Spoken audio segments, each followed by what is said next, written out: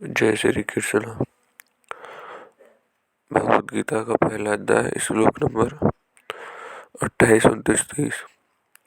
अर्जुन उवाच दृष्टेमः स्वजन कृष्ण युयुत्स समापरिष्य नरासीदन्ति मम गात्राणि मुखे च परिष्यते वेपथुरुषु शरीराम रोमहर्षे जायता गांडीव स्त्रे हस्ता च परिदहाते न च शक्रुमाते वास्ते भ्रमृवीता न चैन मन। हे कृष्ण, इसका हिंदी अर्थ है इन तीनों जो श्लोकों का।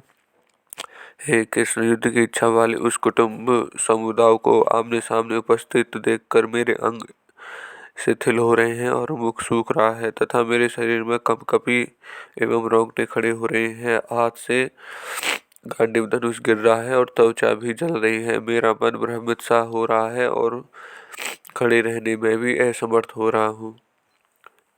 इस श्लोकों की व्याख्या है। अर्जुन को कृष्ण नाम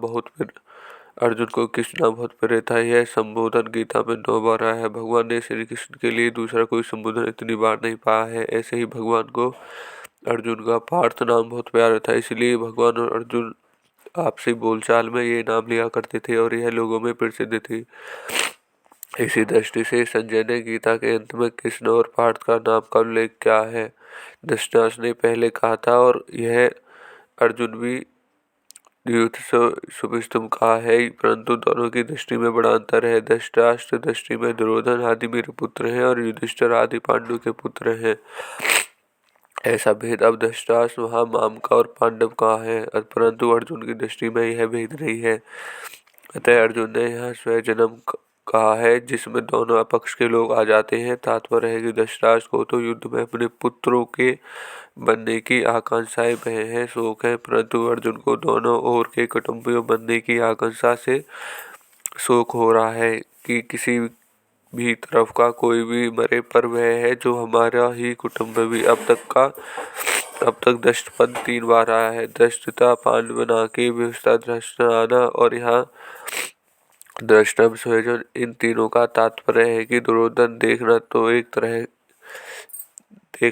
एक तरह का ही रहा है। अर्थात दुर्योधन का देखना तो एक तरह का है। दुर्योधन तो युद्ध का ही एक भाव है, परंतु अर्जुन देखना का 2 तरह का है। पहले तो अर्जुन धृतराष्ट्र पुत्रों को देखकर वीरता में आकर युद्ध के लिए धनुष उठाकर खड़े हो जाते हैं और अब स्वजनों को देखकर कायरता से अपशिष्ट हो रहे हैं, युद्ध अपहृत हो रहे हैं और आपसे धनुष गिर रहा है।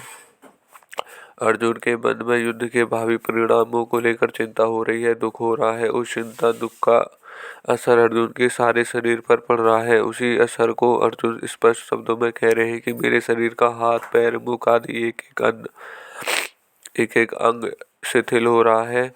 मुख सूखता जा रहा है जिसे बोलना भी कठिन हो रहा है। सारा शरीर धड़ धड़ कांप रहा है।